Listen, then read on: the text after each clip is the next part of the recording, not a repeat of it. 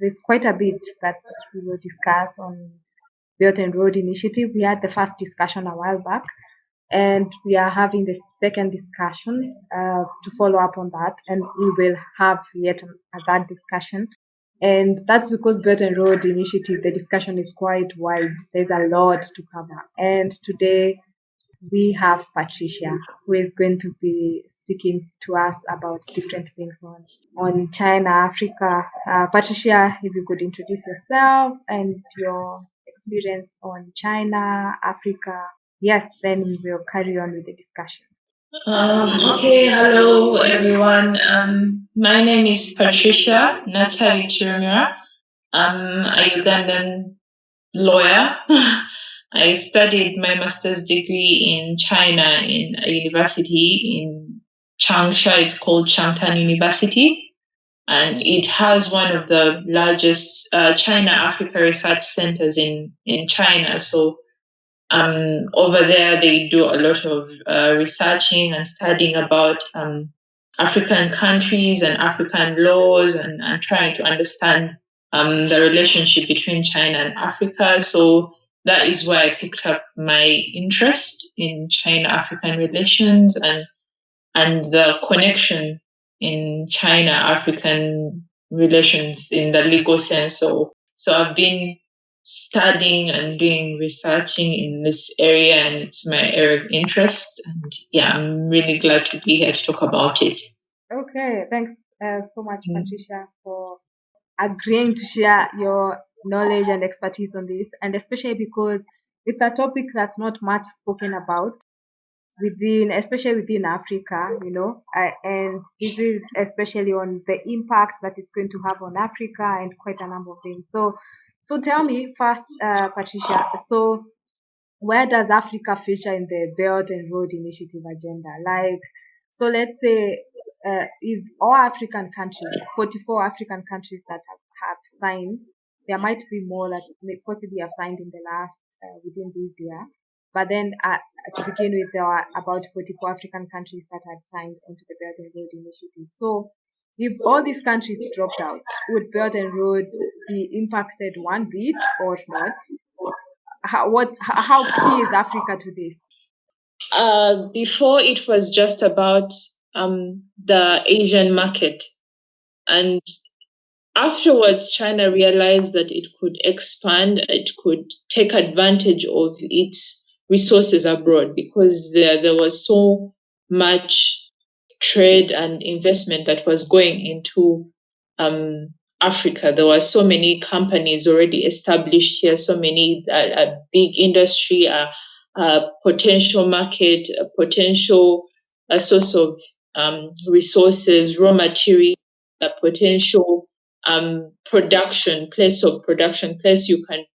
they could transfer their excess production. So there was lack of infrastructure here on the African continent, and they could take advantage of that, and also improve, on the other hand, make it their trade and investment much easier by improving the infrastructure here, but also taking advantage of the young market, the market that was not as exploited by the West as it should have been. So here in Africa, they were already building dams, already constructing roads, already setting up factories and things like that, things that were happening way before the BRI came. So they decided, you know what, let's take advantage of these industries and join them, take advantage of these routes, these connections that were already happening with China. So, yeah. Okay, that's quite interesting, because it sounds like it was almost like an opportunity that presented itself. This is an unexploited market, Yes. the infrastructure, but then the infrastructure is so underdeveloped, like for most African countries, like even the road network, the railway network, most of them, like it's China constructing like airports in these countries right now, like quite a lot of infrastructure and electricity connection. So how key is the African continent to BRI, like to interest of China? Like what role does Africa play that makes China? Is it just for the market that China can find in Africa, or is it a strategic kind of partnership that BRI presents for China and Africa? I think to a larger extent, it's mostly strategic. I think China needs friends, needs more people, needs to make this thing much more valid, to get more plot. How I can say it like that, to get more people on board, to give it, much more power, to make it, something that can stand up to the United States, for example. So to do that, they need backing. China has been, especially under President Xi Jinping, has been on this, on this campaign to upset or to bring something new to the table, to the global economy, to the way the global market has been going, to bring a way in which, these developing countries can have a voice at the bigger table, the global table, and to improve its standing on the global market and to compete at a level with the United States. And it needs the backing of other developing economies to come from that place where they say that, you know what, it's time as developing economies to have a voice. And China sees itself in a position that because it has the money, it has the resources, it has the technology, it can be the voice for the developing economies. It can be the voice that says, you know what, we can change the rules to include developing economies. And Africa has, the largest number of developing economies on the map. And to have the power of all these economies together, to integrate them, to organize them in such a way as to take advantage of the connectivity, the routes. It needs that power. It's a strategic move mostly. I think I would say that. Yeah.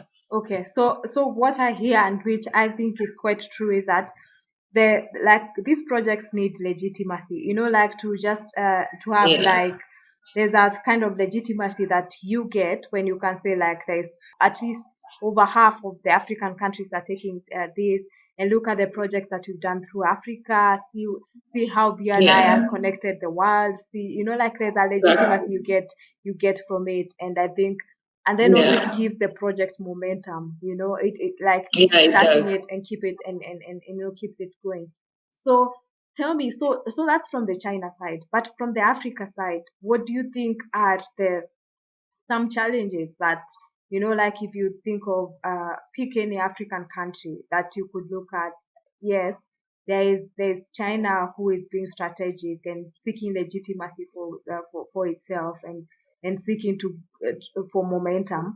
On the Africa side, what are some of the challenges that these African countries stand to face with this BRI? Because there might be a win, but there are challenges there, like you might be getting an airport built for you, but what challenges really would an African country be looking out for in this BRI? I think the first thing we should really look at is that the BRI, first and foremost, is coming from China. And it's China-led. So most of the time they'll say it's win-win and might have a say in the rules that are being down, but African countries weren't there during the thinking of this plan. So don't exactly know where it's going to lead. All those plans are mostly with China because it's the one that came up with the plan, the big plan. So and I think that would be our challenge from the beginning. A lot of African nations wouldn't exactly understand the BRI. They wouldn't understand its potential or its where they can lose or where they can win from.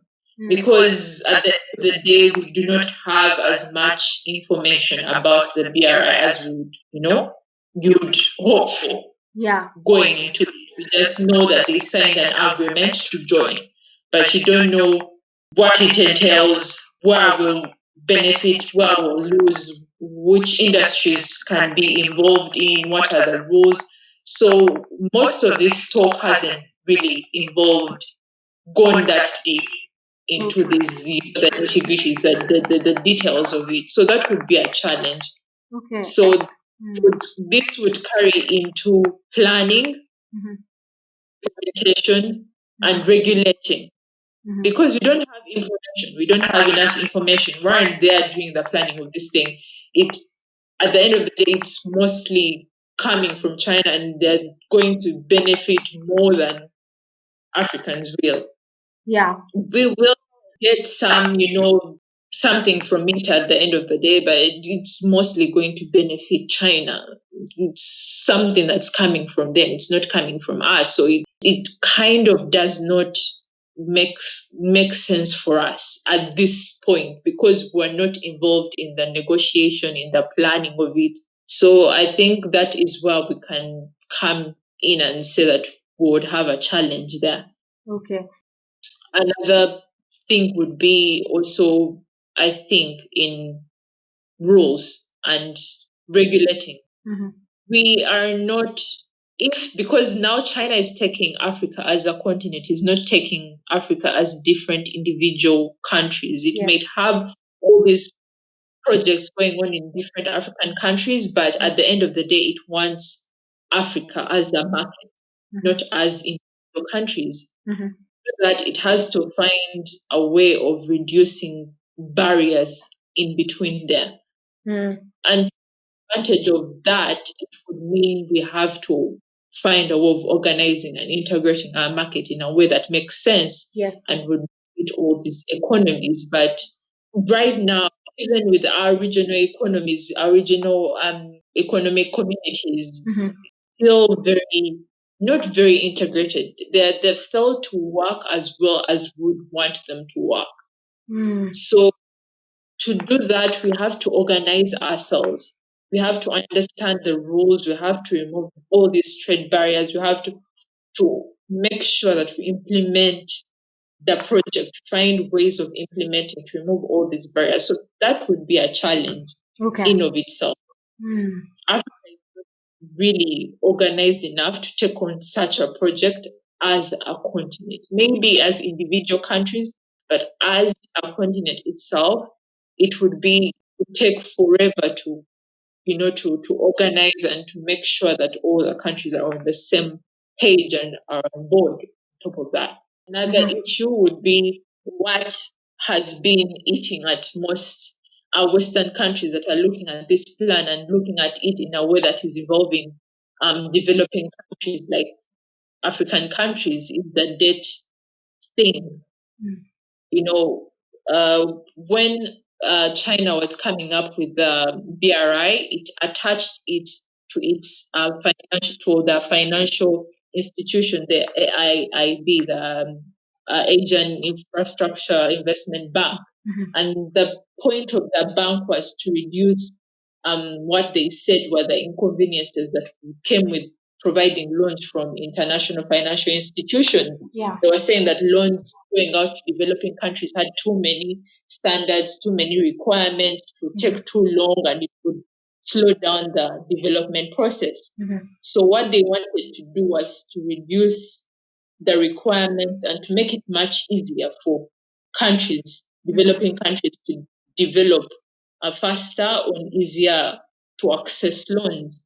So China came up with this plan and was hoping to provide loans, easier loans to these developing countries or to companies investing in developing countries. But in most countries, especially those in Asia that have been getting loans from China, the standards are of paying back the loans.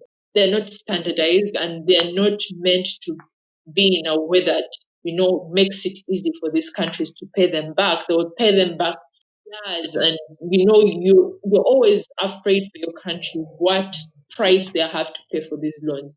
Will we lose our resources at the end of the day? Will we be paying debt for years and years to come, and it comes with those precautions. So it has been that one of the major issues that Western countries and most scholars looking at the BRI and Africa have been worrying about is the debt trap, that countries will be trapped within debt to pay back these loans for this fast infrastructure, this fast development that is coming along. And I would understand that, because at the moment I'm looking at my own country, Uganda, and paying back the loan, it's just it doesn't make sense for us, for the loans that we're taking for all this fast infrastructure. We do not have the mechanisms in place to organize in order to pay back these loans within time. And you're looking at unstable economies, unstable political environment. So it kind of provides risks in that light. Those observations you make are so important, and especially like when you speak about something like Africa was not involved in the drawing board of BRI. Like it wasn't like we were equal negotiating partners, and we have jointly come up with the idea of BRI. This is an idea that China came up with, and this is an idea that what China did is that they did their economic projections, they did their own math and calculations, and then they are approaching to implement it when they have already done that. So of course that definitely places you at a disadvantage due to the fact that this is coming to you with someone who has taken time to develop it, where you're only being the place where they're implementing it. So there's quite a bit of time that you need to catch up. But also what you say on the loans, I think the loans is a big concern that most scholars, as you notice, have taken up issue with. But then what I would ask is, I know right now, like for instance, Kenya, when Kenya was trying to get the second round of loan to further develop the standard gauge railway, China said that it doesn't make economic sense for them to lend an extra amount of money to Kenya. But for these African countries, and they didn't lend it to complete part of the standard gauge railway. So, but the question then would be, because some of the debt, like when you speak like even Kenya, Uganda, like it will take such a long time for these debts to be cleared. Is China in no hurry to recover its investment, or what in your observation is this drive where that China can splash this money to Africa and and seem to be taking its time to recoup its investment? Like what really is the strategy, if you understand it? That's the point. That's the lack of information that we're struggling with. You don't exactly know the rules. You don't understand the negotiation process. You do not understand the idea behind the loaning process. You do not understand, because there's no information. You're just speculating about these things. The information is all behind closed doors. You don't know what we're gaining or what we're losing, or what they negotiated or what they did not negotiate. So at least with international financial institutions like the World Bank, there were rules, there were standards, there were procedures for paying back these loans, there were for watching how they're used and how they're implemented and things like that. But with China, the process is supposed to be expedited. It's supposed to be made faster for you to get the loan. So that makes it much more difficult to understand how it can be paid, or how it can be managed, or how the resources can be used, or the period. So all those things that you're saying, like maybe to extend the time, to negotiate the time, the process is made so fast, it leaves out, the important details, these guarantees, these safeguards. It leaves out, that is what China was trying to do, to say that, we make it faster so that we can bring development, but at the end of the day, you negotiate the important things after the fact. After you the money and this country's in debt, and now you're saying yeah, let's negotiate the time now. Mm. I've given you the money already, and you've done all these things with it, and now I can't pay you back. Mm. So it's so complicated like that. And that's quite interesting because, like, for instance, I know Kenya, what's happening right now, like, Kenya has been trying to argue that they need to renegotiate the loans that have been given by China from, to like restructure the loans, like for the standard Exactly. gauge railway.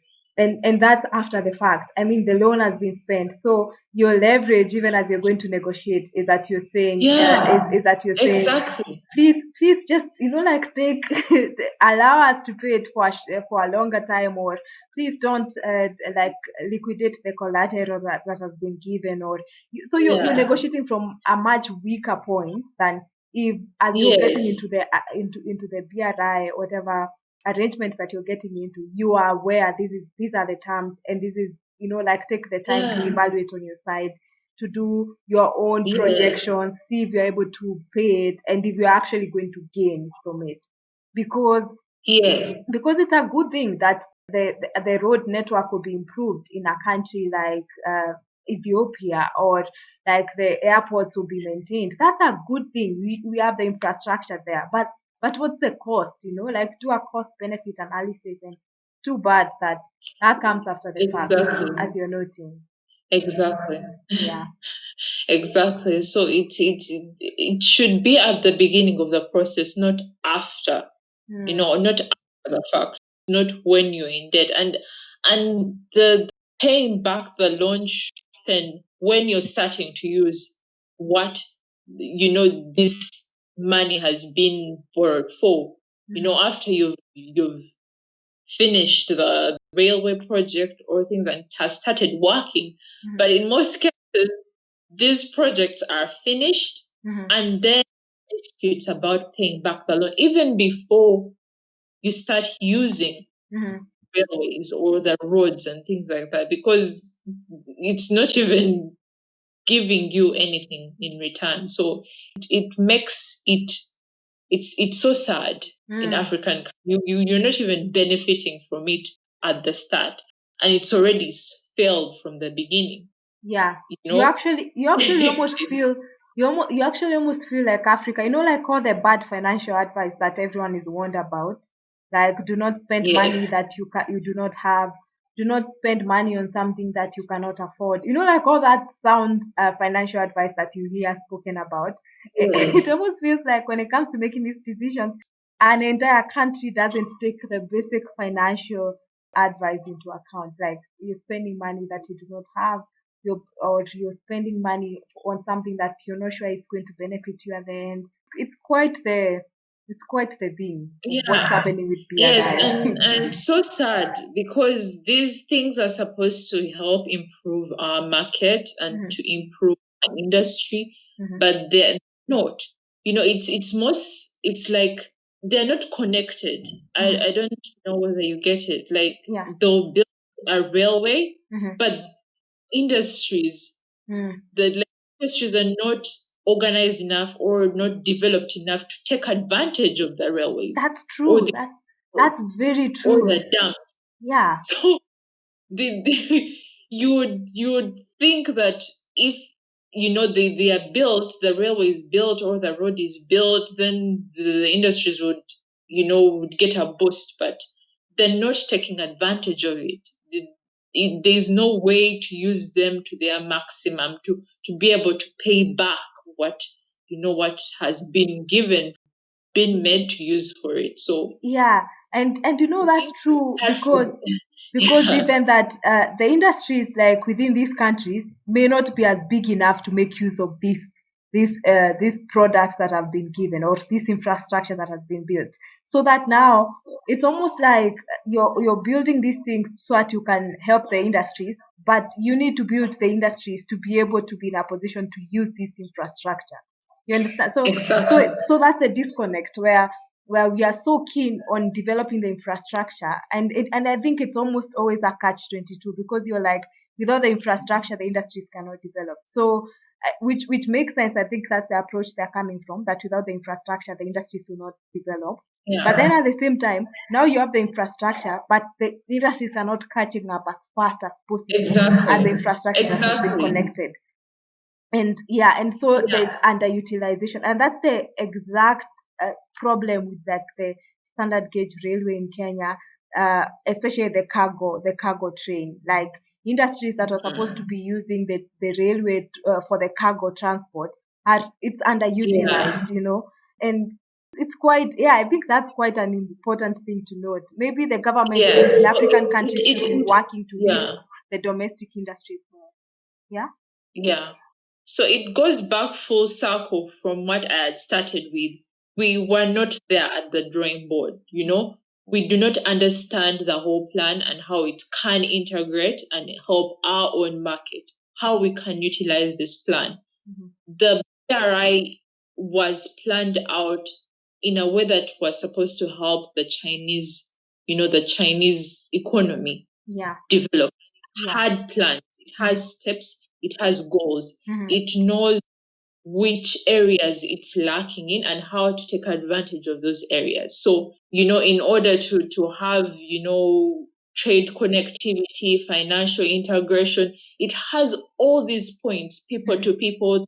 So it will develop all these things and they'll mutually help each other.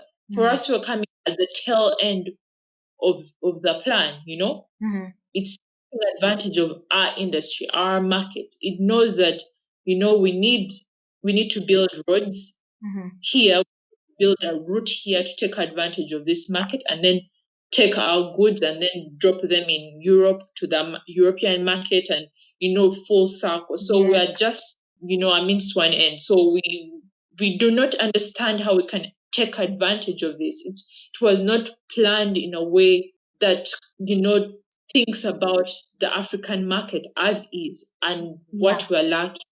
That's really true. Details were missed out because we weren't there. It's not our plan. So and because it's not our plan, we didn't plan. We didn't. For instance, if we knew that so the BRI project is going to help construct the standard gauge railway that's going to transport cargo in from Mombasa to Nairobi, for instance, or to Naivasha, or to Kisumu, or to Kampala, because it was supposed to go all the way to Kampala. Then we would have asked how many industries how many industries are do a feasibility study. How many industries need this cargo kind of train from Mombasa to Kampala? How do feasibility studies, do your projection, calculate and know what's the cost, and then know this is the benefit that you are bringing. But even more than that, now that we find ourselves here, now that we find ourselves at the tail end, where now we are facing a plan that wasn't ours. Thing is that then why the countries themselves right now, it's not like now Kenya is looking to grow the domestic industries that would use the standard gauge railway. I mean, it's not like they are now fully looking for ways to utilize this cargo train by all means. It's like status remains the same on the industries, or at least it appears to. And possibly, and there's all these things like COVID and things that maybe possibly that affects the economy. But still then, like, the point is, African countries should, now we have an airport, surely let's do something to recoup the investment to get this airport. I'm not sure if there's any country that is really has figured that out yet, or if they have, the details are not yet out. But most African countries, one thing for sure, they're trying to renegotiate the loans, It almost feels like it's the quickest way rather than building up the market. Yeah, exactly. To take advantage of our own, our own resources, our own people, how we can take advantage of this thing that has happened to improve what is there, not for it to be the destination.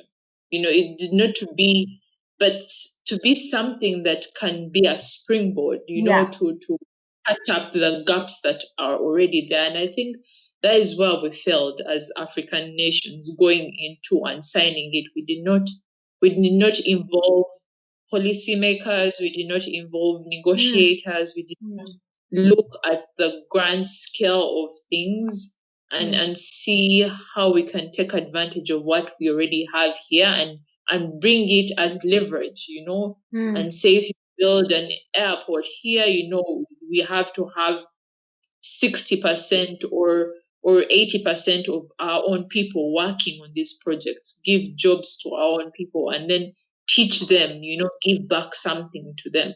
Or, I don't know, if you're thinking about dispute resolution, why don't you bring the courts to us, not take them to Beijing or to Hong Kong?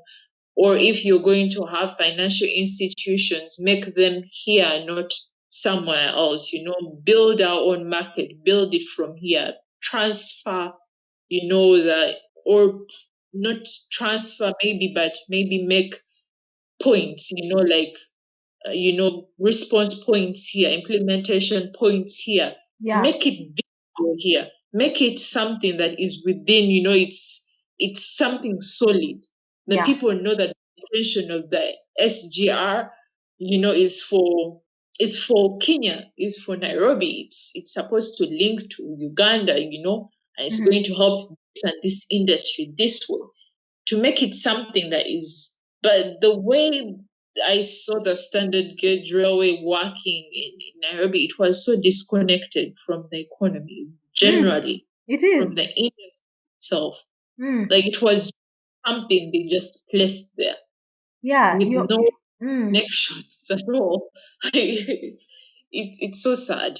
There's so much that can be said on the standard gauge railway, but then what you wonder is, like, even a private business doesn't run the way these African countries run.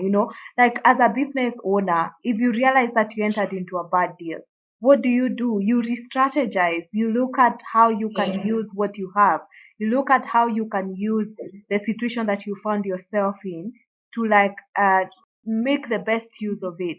Right now, you just say, oh, well, we got into this deal and now the most we can do is renegotiate it.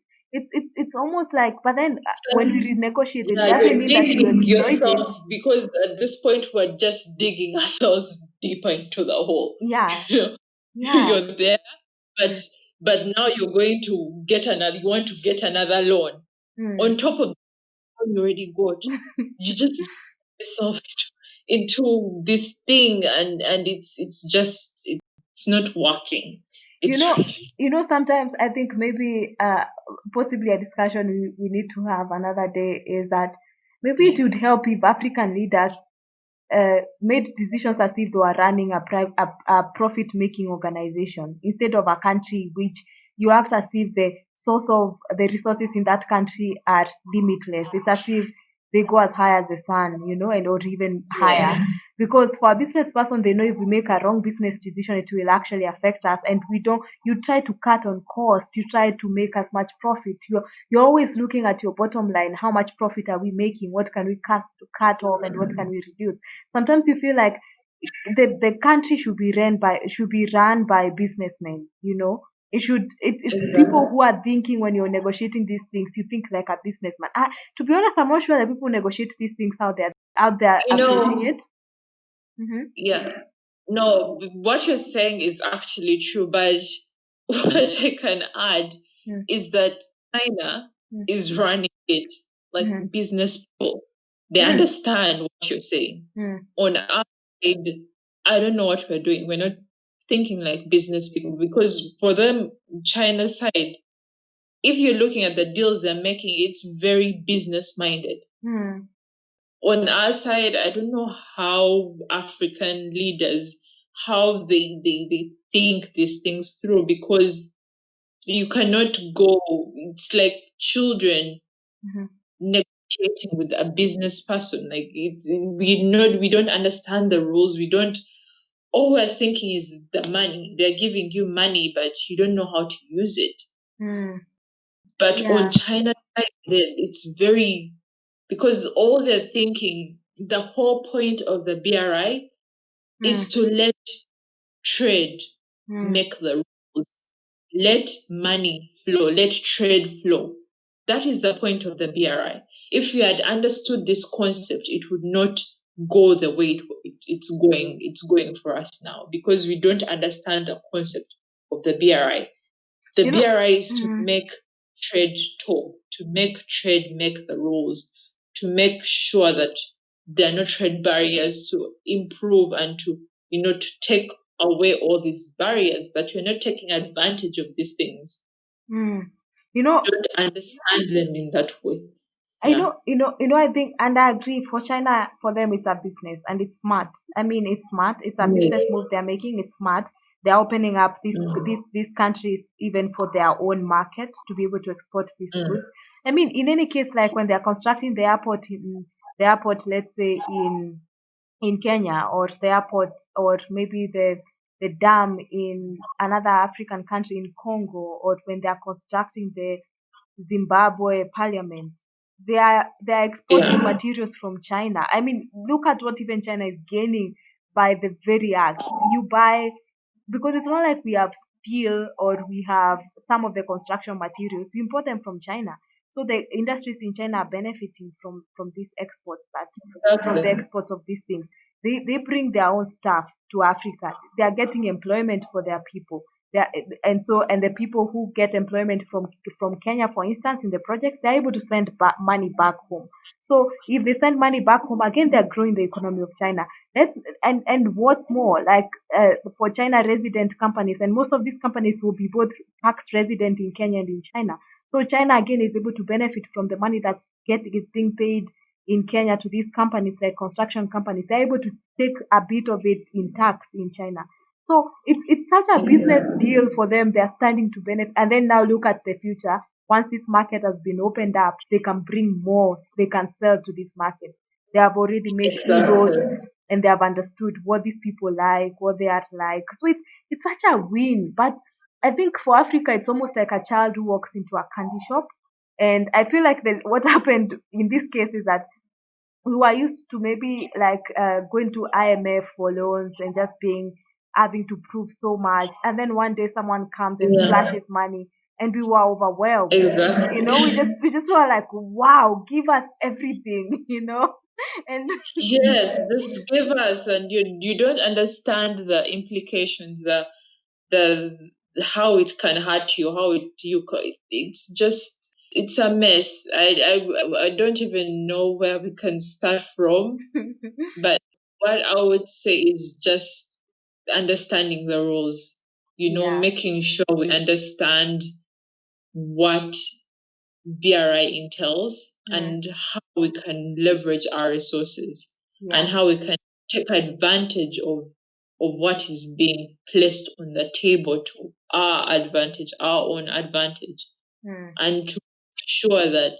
we are coming from a place where we know the playground, the rules, at least you have an idea about the rules, and what you can also contribute to that, how African countries can take that and use it to their advantage. And I think where we can benefit the most from is integrating our own markets here, yeah, looking at what we have here and mm, looking at our neighbors, because our neighbors are the ones that are going to help us. We're going to take advantage of our neighbors. The standard gauge railway that's coming from Nairobi, it's going to connect Uganda to our port. We're a mm, landlocked country. We mm, need Kenya. We mm, need Tanzania. mm, yeah, Possibly Kenya and Tanzania will need Uganda, mm, to mm, extend yeah, this to extend this infrastructure inland, to connect to Congo, to get all those resources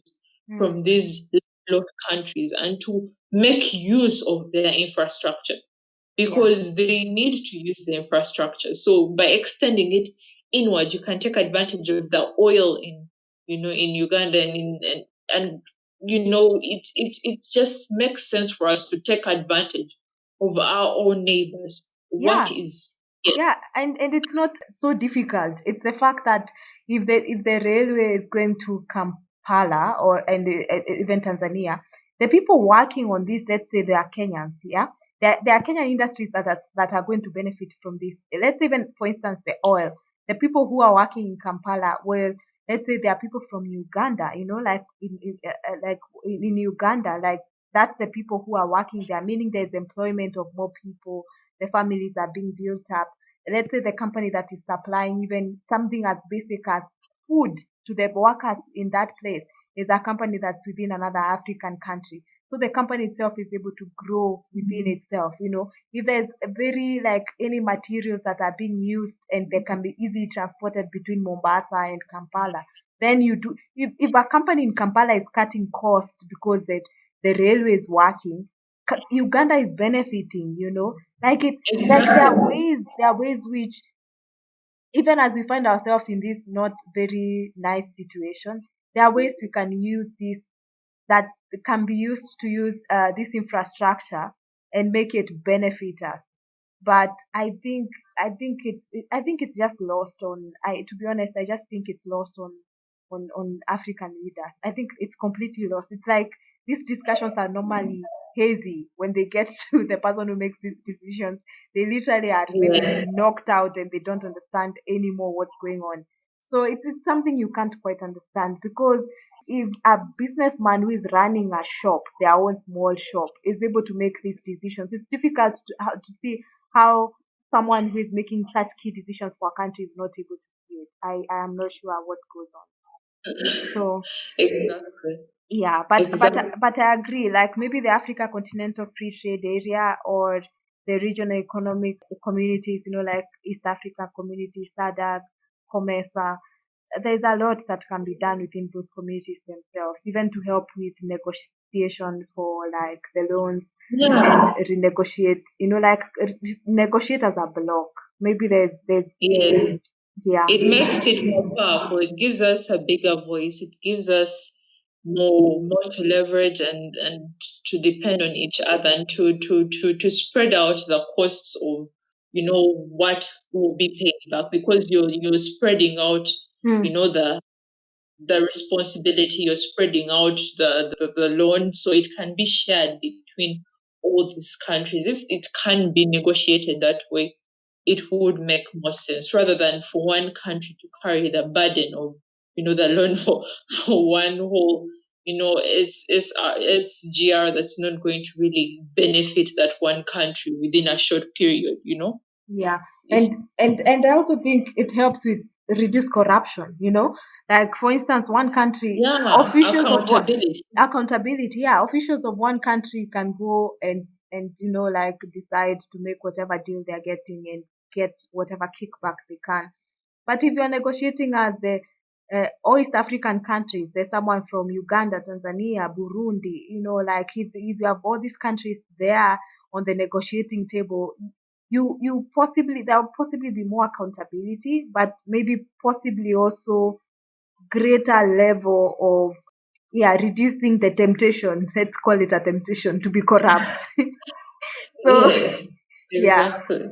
Okay, so Patricia, if we could like quickly touch on the next topic which we discussed on China Africa, if we could briefly mention it on the digital Silk Road, like just introduce the topic and then we will go deeper into it in the next discussion. Like, yeah, Mm. how is that connected to the BRI? Like the spread of technology within from China to Africa, like that sort of thing, and especially with the entire fight with the 5G network that's coming Yeah, from China, and definitely China is going to test their technology within Africa. So yeah. yeah. So the digital Silk Road is kind of it's something like how I said before. China always finds a way to take advantage of what it already has, how it can maximize what it already has. And at this point, China in recent years has been having a huge boost in technology, advancements, and its market has been taking advantage of that, of developments, fast developments in technology and its online services, and you're having companies, big companies like Alibaba and Mm, its tech companies, really, really big, heavy leaders, mhm, and they've been all this heavy ground in expanding. their market within the Asian continent, and they've really boosted that. So the government has come in and tried to get these big industries, these big businesses to support the BRI and to give it more power. So in that way, it expanded it into that's how it involved the digital Silk Road. Okay. So it's in advantage of what it already has and where the money is, and the economy has been really growing really fast in the e-commerce and online shopping and developing new IPs and developing new technologies and developing all these, been putting a lot of investment and giving incentives to these new technology companies and 5G and Huawei and all this. So taking advantage of its, the money it has been getting from these online shopping, these big companies that are like Alibaba and telecom companies that are buying smaller companies in the Asian market and, supporting those smaller companies in Korea, in Malaysia, in Singapore. So it has been investing a lot, all over. So to integrate all this and to bring it and help give more power to the BRI, it came up with the digital Silk Road. So, and in a way, it's also helping, the smaller enterprises, the small or medium enterprises to access the global market and to bring their products to the global market, because now times like this, COVID-19, people cannot go to physical shops. It has given a boost to, these digital markets and to digital financial services and to make it much, faster, safer. And they will incorporate, things like saying maybe it's good for the environment and, making sure money trails are not, like it's safer and it's online and it's quicker and you're integrating these markets, you're accessing a wider audience and, it's so that is how the digital Silk Road comes into play and boosts the BRI and gives it more power. So I feel like as if China has been really intelligent about that, bringing it and expanding it there. No doubt. I mean, no doubt. And you can see like I think this is the digital Silk Road, as we are calling it. And also like how much China's technology will be pushed out to these areas where the BRI is going through. It's something that cannot be overlooked, and especially like something like TikTok. TikTok is a China. I mean, it starts from China right now in the world. Like who doesn't like TikTok is already way out there within such a short time. Like there's just a way of penetration that's just going, and platforms like that take quite a long time before they catch on. TikTok just comes and just goes way into the markets, and you can see, so you can imagine what would happen if WeChat or, like the big tech companies in China were ready to go into, especially into Africa, and the digital market in Africa is unexploited, if you're honest. Like there's so much digitalization that hasn't happened, and it's a market that is ripe to be tapped. It's almost like, now that we're looking at BRI and saying we should have made a plan, I think on the digital Silk Road we need to make a plan. It's almost like you need to see it. It's right here. It's coming. You need to react. And I think this is a key time for Africa, especially on the digital, with the situation in the world right now, where most of the things will be happening online. I mean, Africa needs to realize that someone is looking at the African market, and now they're going to bring everything online. And believe me, China is not just going to sit back and let the big tech companies from US just take the biggest market share in Africa. It's happening. Only that I think it will happen too late when you look at it and you're like, what just happened? Yeah, exactly. And we're not even prepared for it. Like we are not, like we're really not prepared at all for what is the plan. Like we're just seeing the tip of the iceberg on the side the water, but down below it's huge. It is. Because they're laying the cables, they're going to lay the cables for internet. And then after that, they will monopolize services, financial services. They'll bring, because theirs are much simpler to understand and to implement than our own mobile money payments. Theirs are so easy to integrate, really easy. And if we do not plan and train our industries to compete properly with these ones, the Chinese market will overrun. I mean, the Chinese, companies will overrun our own small ones that are just developing here. So Yeah. I think we need to plan for it, like you said. I actually think we will look back to this conversation and think we will review it in the next few years, and we'll be like, we saw this coming when all the mobile money payment platforms like within East Africa, and because mobile money usage is quite high. I feel like we'll look back and be like, oh wow, like who uses mobile money payment anymore? Because WePay is here, because some technology has come which is so fast to adapt. And for some reason, their systems are able to penetrate the market so fast. I'm not sure why that happens, but Yeah. but it's something. Okay, Patricia, we will go in depth to speak about the whole digital talk, and how China is likely to tap into that, and how it's tapping into that even from these other countries that you mentioned, like Korea and Singapore. And I have a bit of discussion on that and see what Africa needs to be aware of when it comes to that, and how. Yeah. So if you could give any final remarks on this topic, then we wrap it up. Okay. I think what we've just discussed just tells us that, information is power, really power. You need more information, and you need more preparation for anything. You need to go in when you're prepared, when you understand your position, like where you are. Like Africa needs to understand its place in the BRI.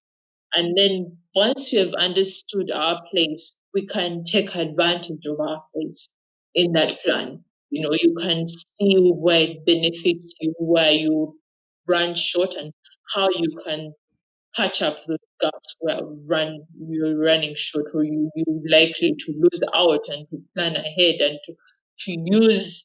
to come from a place where you're thinking in business term and long term, but short term, because short term does not help anyone at all.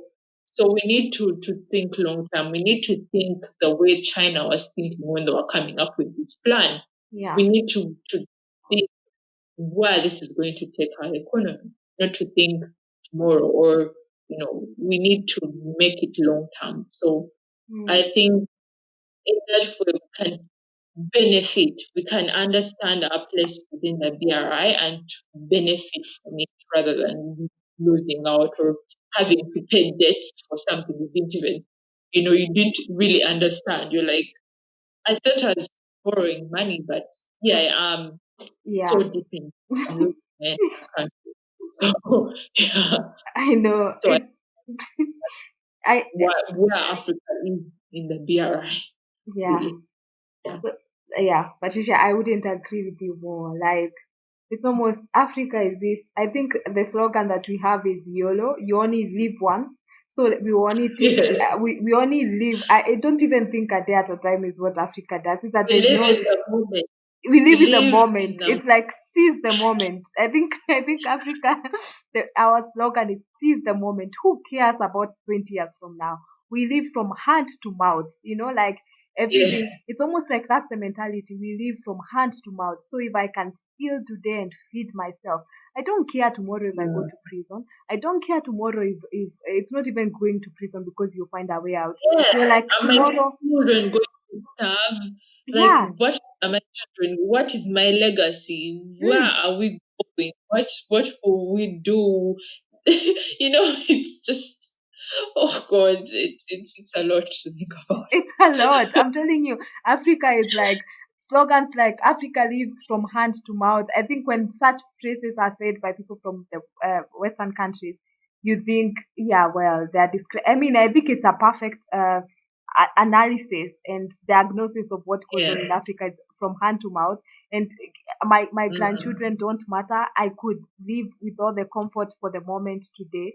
And then who cares about the Yeah. next generation? It's like almost we live as if one day we will all jump over the bridge as a generation and be gone. You know, it's such a strange way of making decisions in this Africa, and it's one African lead Yeah. after the other after the other. It's almost like there's a training ground for just these kinds of decisions. Anyway, it's so Yeah. interesting, you know. Yeah. It is. It could provide a good moment for humor, only that it affects us. So so you try not to Yes. take it too lightly. You shouldn't. We shouldn't, because I think that has been our problem. Like, we just accept the way we are and we live with how we are. But I think we have to start being serious. We have to turn over that concept, that mentality. We have to get out from that position where we're thinking, it's we just have to take advantage of now and not worry about tomorrow. We have to change that mentality. We have to think about where we're going to be in the future, what legacy we are leaving behind. So we shouldn't really, we Yeah. shouldn't. Okay, Patricia, it was so nice chatting with you on this one. We will catch up again. Like we'll catch up on the next discussion for Yes. yeah, like on the digital Silk Road and like look at what's the digital landscape like in Africa and what Africa can do to like strategize it, strategically place itself, for this. And for Yeah. everyone listening to this, we have many discussions on different matters affecting Africa. Please just join future discussions, and if you have questions, just post them whether on YouTube or any of our social media pages. You can suggest even a topic, and also check out our website where we post upcoming topics and yeah, to engage with you. But Patricia, much appreciated. This was such Yes. a good Thank you so discussion. much for inviting me too. Oh, always. Yeah. Thank you for watching the discussion. If you like the discussions, please subscribe to our YouTube channel, like our videos, and follow us on social media on Facebook, Africa Aisha platform, on Twitter, Africa Aisha. Thank you.